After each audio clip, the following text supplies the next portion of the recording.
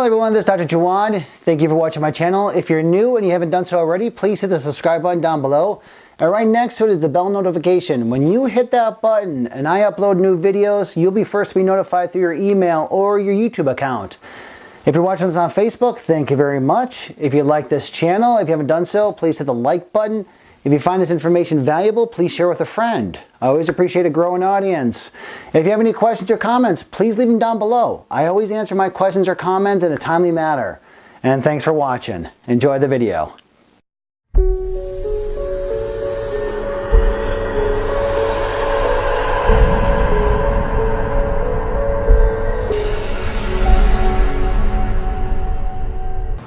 Hello everyone, this is Dr. Jawad. In this short video, I'm going to go over 10 important facts about the thyroid gland that I like to work with patients, and I like to explain to them of why their thyroid is not working properly. Now, when I'm being a functional medicine practitioner, I have to explain to my patients that when I'm working with them, it's not a beeline approach like conventional medicine. I work with them more of a star pattern because systems work with each other. Okay, so this is why there's not one direct line for treatment for your thyroid or when you're working with systems. So these are just 10 facts I want you to understand about your thyroid gland. So number one, when I'm looking at blood labs, I want to look at your T3. The T3 levels, this is your active hormone. So what happens is that your hypothalamus sends a signal to the thyroid gland, thyroid stimulating hormone, to release T4 and T3. Now 93% of T4 is inactive.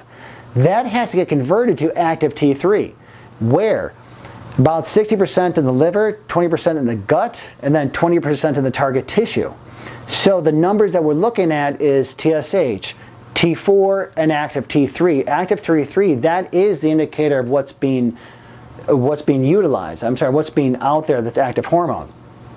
Okay, is it hypo or hyperthyroid? What's the difference and what's the deal?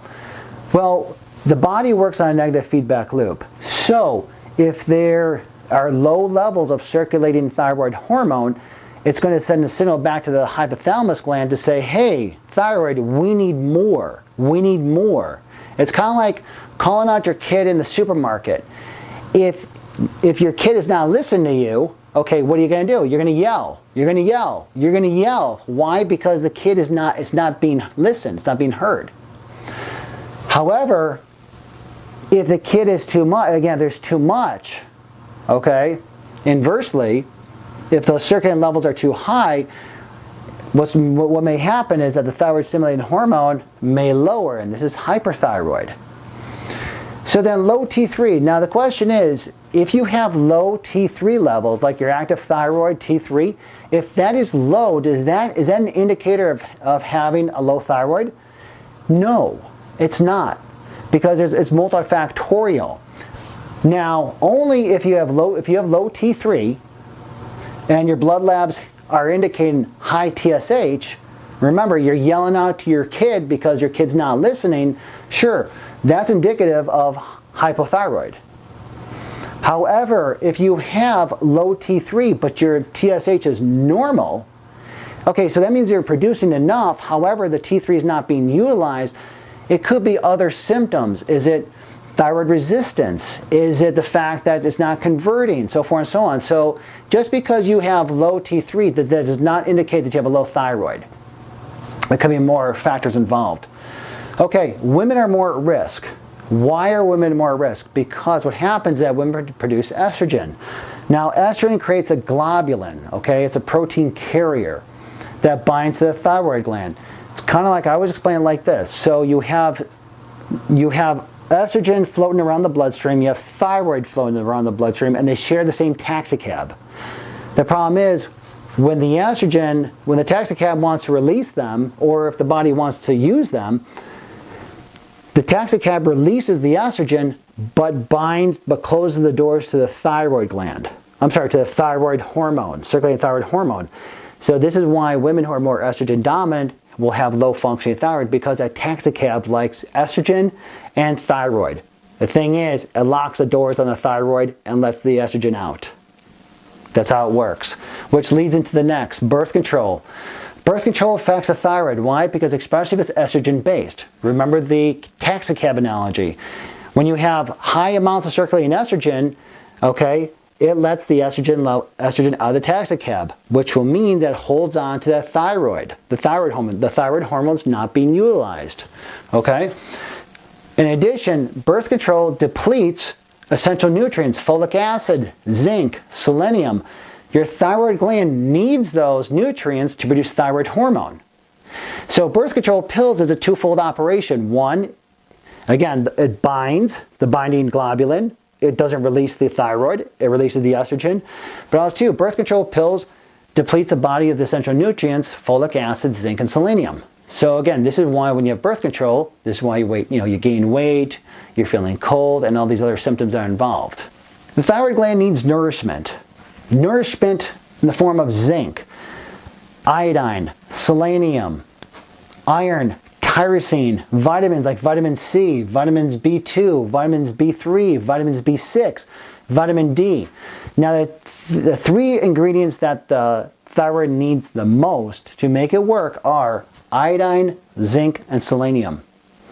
When you're deficient in those, you may have a low functioning thyroid. Also too, factors that slow down the thyroid gland that you may not even know. Stress.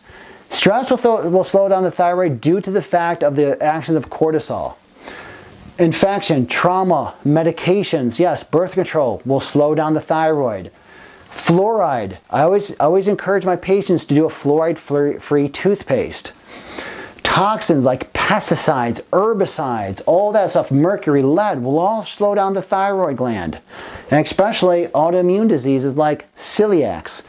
Celiac disease is an autoimmune disease that attacks the gut. We need iodine, zinc, selenium, iron, tyrosine, and the vitamins for the thyroid gland to work. So if you have an autoimmune disease attacking the gut, you're not going to get the appropriate nutrients to the thyroid gland.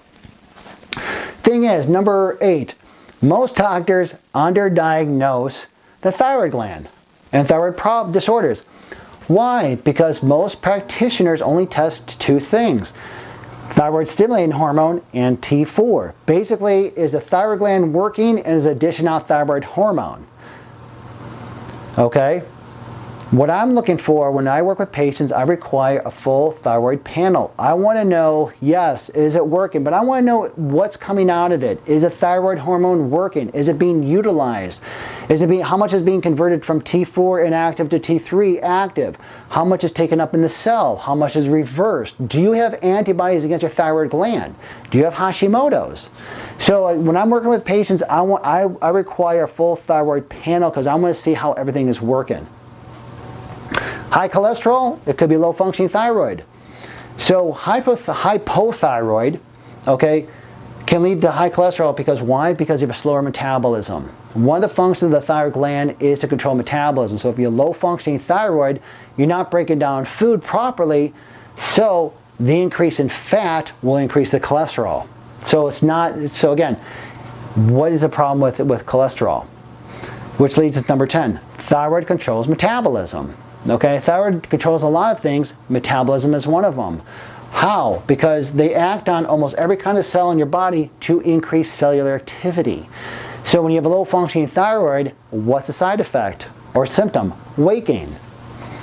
So again, some symptoms that you may be experienced that's connected to the thyroid gland. Weight gain. Why? Because remember, the thyroid gland controls the metabolism. Cold. If you're always feeling cold all the time. Hair loss. One of the symptoms of a thyroid disorder is the outer 2/3 of the eyebrows, they're thinning or the hair is lost. Depression. Are you depressed all the time? It could be a thyroid situation. And water retention. Are you just constantly holding water? That could be a thyroid situation. So, hope you enjoyed the video. 10 facts on the thyroid gland. Please hit the like button down below. Please leave a comment, or if you have a question, I answer all questions. Hope you enjoyed the video. I'll see you in the next one. Thank you very much.